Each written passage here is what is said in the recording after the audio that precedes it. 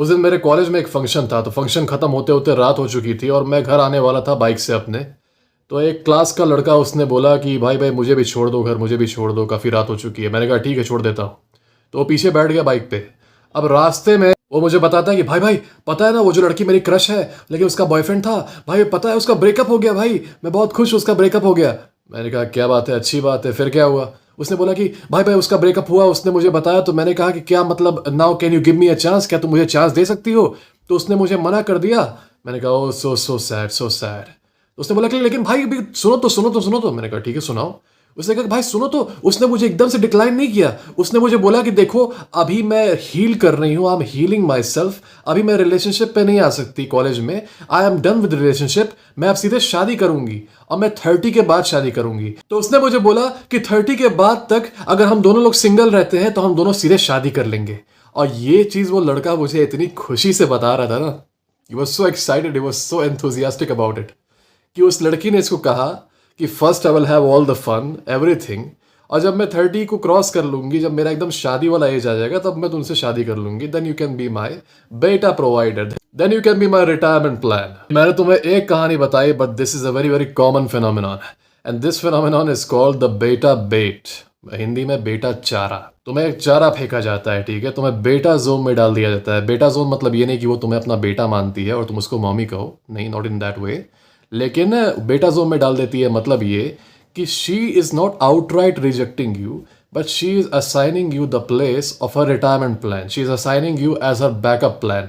And believe me brother, this is worse than being outright rejected, क्योंकि कम से कम outright rejection में ये होता है कि वो तुम्हें छोड़ दे रही है, तुम अपनी लाइफ इंडिपेंडेंटली जी सकते हो। लेकिन ये बेटा बेट वाली सिचुएशन इतनी खराब इसलिए क्योंकि इसमें वो लड़की क्लियरली अपना इंटेंशन बता दे रही है कि I intend to use you as my last option, as my backup option, as my retirement plan, okay, and she does not even respect you as much to even hide this from you. मतलब सीधे तुम्हारे मुंह पे बोल दे रही है कि you will be my backup option. Imagine this, कि she does not even respect you enough to hide it from you. Despite all this disrespect, this guy was getting happy about it, and this is a very very worrying thing about our men.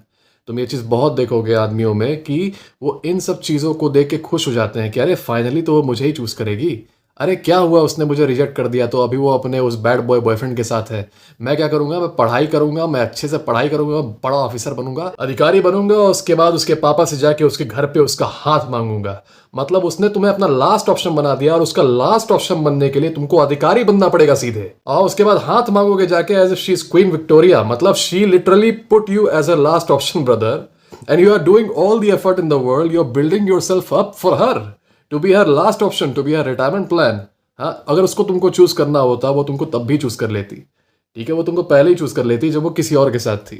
तुम अब अपने आप को बना रहे हो एक बहुत बड़ा, तुम ऑफिसर बना रहे हो या जो बना रहे हो, तो एटलीस्ट उससे शादी करो जो इस चीज को डिजर्व करती है। ऐसी लड़की से शादी करते जो तुम्हें फिनिश्ड प्रोडक्ट के रूप में एक तरीके से डिजर्व करती हो, because she has those qualities, not a woman who clearly said कि तुम मेरा लास्ट ऑप्शन हो। तो मतलब लास्ट ऑप्शन बनने के लिए, इमेजिन, फर्स्ट ऑप्शन की बात ही छोड़ो, तुमको लास्ट ऑप्शन बनने के लिए तैयारी करनी पड़ रही है, पढ़ाई करनी पड़ रही है। ये कितना अजीब माइंडसेट, कितना वीक माइंडसेट है, जो कि फिल्मों ने पॉपुलर कर दिया, कहानियों ने पॉपुलर कर दिया, मोटिवेशनल वीडियोस ने पॉपुलर कर दिया कि क्या हुआ, उसने तेरा दिल तोड़ दिया तो आज तू पढ़ाई कर, तू किताब में खो जा और फिर कल ऑफिसर बन के जाना और मतलब उससे जाके शादी कर लेना। अरे यार, she is giving a chance to a guy right in her class and that guy is no officer.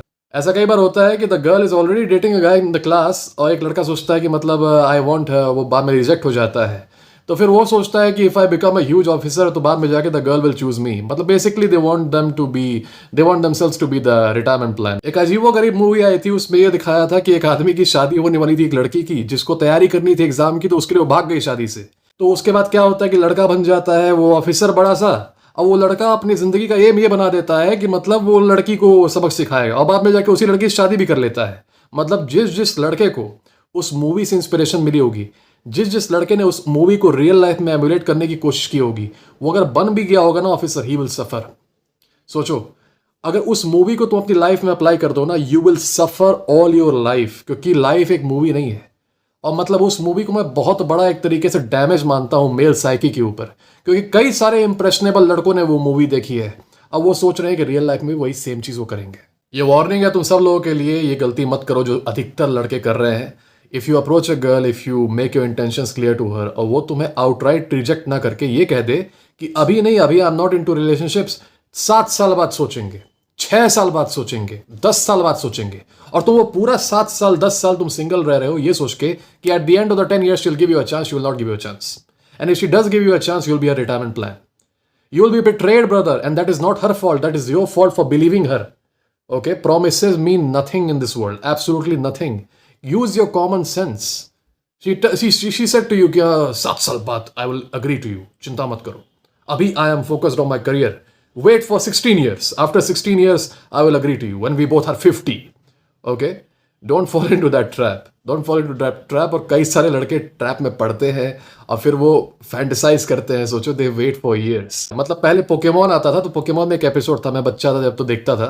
उसमें एक एपिसोड दिखाया था कि एक लड़की थी, उसका हस्बैंड एक वॉरियर था, तो वो शायद वॉर पे गया और वो लड़की खड़े खड़े उसको वेट करती रही उसका एक जगह पे, क्लिफ पे. और वो आदमी वॉर से वापस आया नहीं, तो वो लड़की वही खड़े खड़े पत्थर बन गई और उसकी स्टैचू मतलब वहीं बनी रही. ये एपिसोड आया था, हो सकता है कुछ लोग को याद हो, कुछ लोग को ना याद हो. I was very very little back then, तब वो एपिसोड आया था. तो उस केस में वो लड़की थी. आज वो वाला रोल लड़के कर रहे हैं. ठीक है, हमारे यहाँ ये आज लड़के कर रहे हैं वो वाला रोल कि like that woman who was waiting for her man for her night.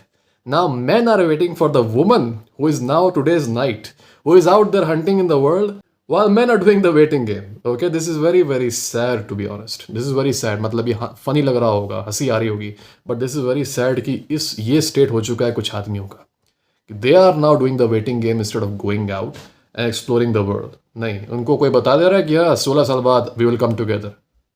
What a joke, brother. अब से when you approach a woman and she rejects you और ये कहती है कि 5 साल बाद I will say yes to you या फिर 10 साल बाद I will marry you, अभी नहीं, always say no to her. कह दो सीधे नहीं, okay, no no thanks, thanks for your offer, लेकिन नहीं, I am on my way and you on your own way. Okay, find some other simp. उससे दूर हो जाओ, उससे कंफर्म दूर हो जाओ, बिकॉज वो एक ट्रैप है, वो बेटा बेट है, वो चारा मत पकड़ो. ठीक है, वो शिकार मत बनो उस चारे के. सीधे कह दो कि okay, no no no no need, अभी नहीं हो सकता तो कभी नहीं, इट्स फाइन. हम लोग कॉन्ग्रुएंट नहीं है, कंपैटिबल नहीं है. Okay, so thank you very much for the offer दो. Alright, that is how you'll be the smart man. Okay, never settle for the second place.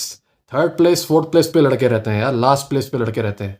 मैं तुमसे कह रहा हूँ सेकंड प्लेस के लिए भी सेटल मत करो. You should be at the first place in her life. अगर नहीं है तो don't be in a relationship. ये रखो अपना non negotiable offer, non negotiable condition. Either you'll be at her first place और नोवेयर.